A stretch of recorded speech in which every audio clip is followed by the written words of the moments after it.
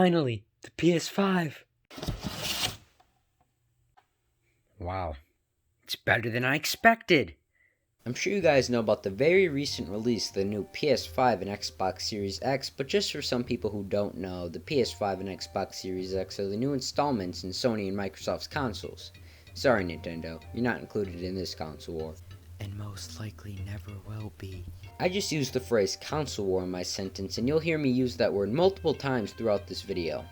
A console war is, according to the Urban Dictionary, which is a very viable source for definitions, is a flame war with fanboys of either Nintendo, Sony, or Microsoft fighting amongst each other.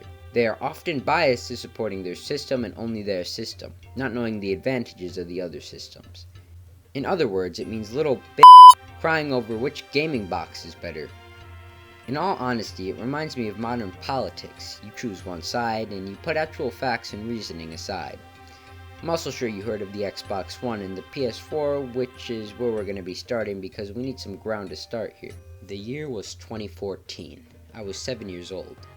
I was with my mom at Target, and I was there to get an Xbox 360. In my mom's eyes, I was too young to get a $500 machine, so I got the 360 instead. Me being 7, I really couldn't care less, because I was the one who asked for a 360. I remember seeing the Xbox One and thinking, yeah, Minecraft works on the 360 too. Honestly, I'm glad I didn't get an Xbox One that early because I would have probably become a petty Xbox fanboy instead of a petty PC fanboy like I am today. Well anyways, the Xbox One released on, according to Google, November 15th, 2001, but it actually came out on November 22nd, 2013 in most countries, besides Japan and China, which came out on September 4th and 29th of 2014. The lineup of games wasn't half bad, some of the highlights being Call of Duty Ghosts, Assassin's Creed 4, Battlefield 4, NBA 2K14, and FIFA 14. Wait, I'm seeing something here. A lot of 4s. Probably because that was the amount of people who bought the Xbox One at launch! Disclaimer Xbox fanboys. I know that 5 people bought at launch, not 4. So stop typing that hate comment. The Xbox One was known as being the laughingstock of that generation. Are people forgetting about the Wii U, or is the Xbox just that bad? Microsoft was really pushing the Xbox as being the all-in-one system, which is kind of where the name came from. They especially focused on the whole TV part.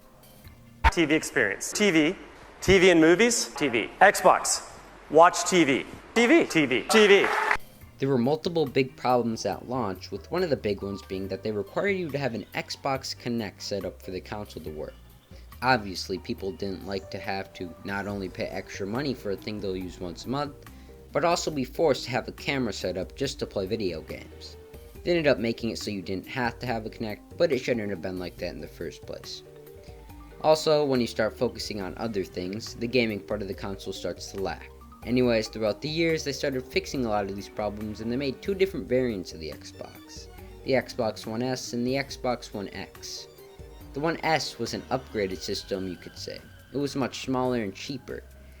It ended up becoming the main Xbox on shelves, because they stopped making the original model.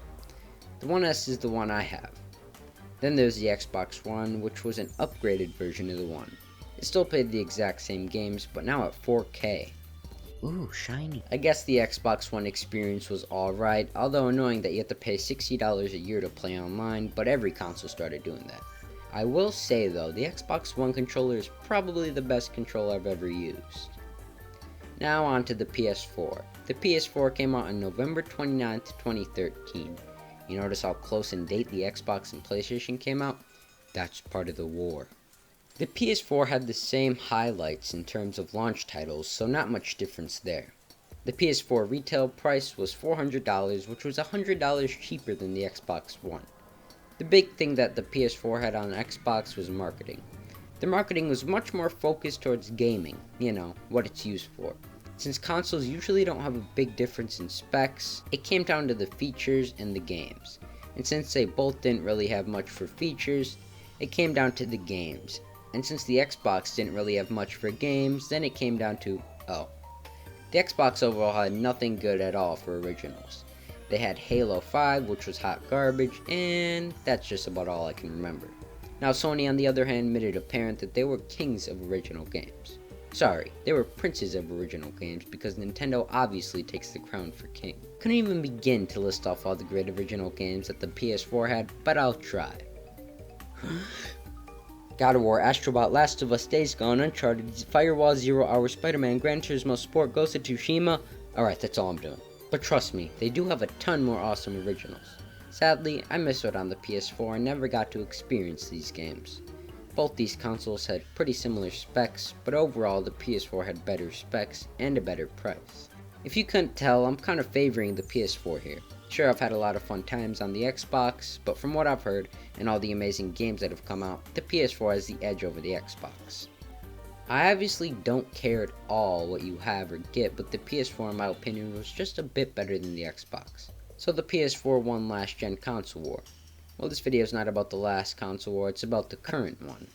The two contenders of this console war are the PS5 and Xbox Series X. I just said this like a couple minutes ago.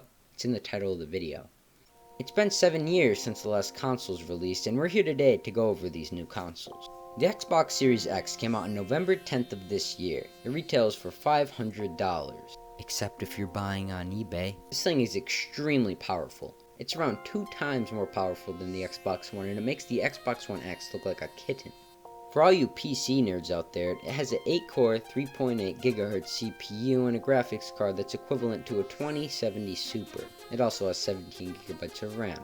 This console has parts that challenge a lot of modern PCs today. If you're looking to build a PC with a little more or less than $450, I would just recommend buying an Xbox Series X. The console has another cheaper variant. It's called the Xbox Series S. Huh, that sounds pretty familiar. It kinda sounds like the Xbox One S and the Xbox One X, except the one is now Series. Well anyways, the Xbox Series S is only $300 retail, and it's still much more powerful than the Xbox One. Being $200 cheaper than the Series X, it's obviously going to be a little weaker. It has the same CPU and a considerably less powerful graphics card. It can still run games at 120 frames per second, but 4K is not supported. It instead can run games at 1440p. Series S is still definitely worth it. It was smart on Microsoft's part to make a considerably cheaper variant. There is one big shining problem with the Series S and X, and that there's no exclusive games to play yet. They haven't made any Series exclusive games that can only run on the Series X and S. You can pretty much only play Xbox One games with better frames and graphics. Halo Infinite being delayed also doesn't help anything, because some people only buy an Xbox to play Halo. Don't get me wrong, in like a year to a year and a half, this console will be awesome and there will be many good games on it and many reasons to buy it. But usually one of the reasons to buy a console at launch is for the launch games, and the Series X and S have none. Okay, now onto the PS5. The PS5 came out on November 12th, 2020. The console is also very powerful, but not as powerful as the Series X. This console supports 4K and can run at 120 FPS. Honestly, when it comes to power in consoles, it really doesn't matter because they're going to be pretty close to each other in specs. PS5 has 2 versions, the disc drive one and the digital one. The disc drive one retails for $500 and the digital is a whopping $100 less, being only $400. I don't know why the inclusion of a disc drive cost $100, but I guess. Since the two consoles are pretty similar in specs and features, it comes down to the games, and the PS5 definitely has them. Here's some of the highlights. They have the new Spider-Man game, Miles Morales. Just looking at gameplay of this game makes me want to buy a PS5. This game looks absolutely beautiful and the gameplay seems very fun. There's also Demon's Souls, which has been a long-awaited game and it looks awesome. And there's Horizon Forbidden West, which is a sequel to the hit game Horizon Zero Dawn. There are many more than just those, but those are the console sellers in my opinion. The PS5 controller is also very impressive. It really immerses you in the game. Now, I don't own a PS5, but from all the PS5 controller videos I've watched, this controller is pretty awesome.